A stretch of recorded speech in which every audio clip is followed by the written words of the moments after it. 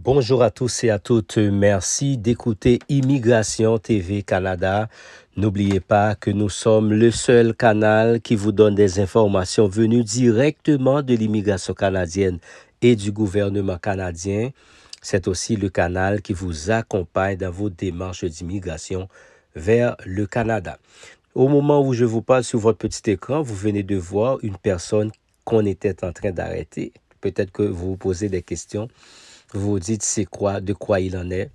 Mais je vais vous expliquer exactement ce qui s'est passé à un collègue de travail dont je ne veux pas citer le nom, mais qui peut, je dirais, cette information peut vous aider à faire beaucoup attention à ce qui a trait à votre procédure d'immigration. Mais avant de vous expliquer cette histoire réelle que je ne fabrique pas, c'est une personne que j'ai connue, que j'ai côtoyée, avec qui on avait parlé d'immigration, mais cela s'est passé dans sa vie. Je vais vous raconter de quoi il en est de façon à vous préparer davantage en ce qui a trait à votre procédure d'immigration et ceci à faire beaucoup attention comme j'ai dit en haut.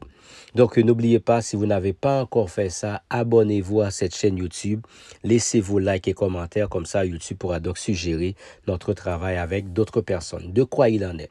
C'était un bon ami qui était rentré ici au Canada avec un statut de travailleur temporaire. C'est quelqu'un qui a trouvé un contrat de travail à travers une entreprise ou une agence. C'est-à-dire, cette personne-là vient travailler avec une entreprise ou un employeur et malheureusement, c'est toujours ça le cas, cette personne-là va devoir rentrer avec un permis de travail fermé. C'est-à-dire, cette personne est condamnée à travailler avec cette personne. Mais il y a possibilité de changement, c'est s'il y a des raisons valables pour pouvoir changer d'employeur. L'immigration canadienne accepte ça. Mais s'il n'y a pas de bonnes raisons, vous changez d'employeur, cela peut entraver votre procédure, cela peut même causer votre départ dans votre pays d'origine. Et c'est de ça que je vais vous parler. Cet ami avait un contrat de travail temporaire et fermé, mais je ne sais pas ce qui s'est passé, ça n'a pas marché ou ça n'a pas fonctionné entre lui et son ancien. Il a décidé d'aller trouver une autre entreprise avec qui il a demandé un document EIMT, c'est d'études d'impact sur le marché du travail, pour pouvoir travailler avec cet employeur.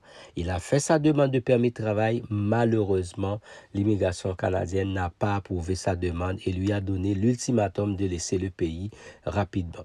Mais il semble qu'il a laissé passer la date qui était prévue pour son départ.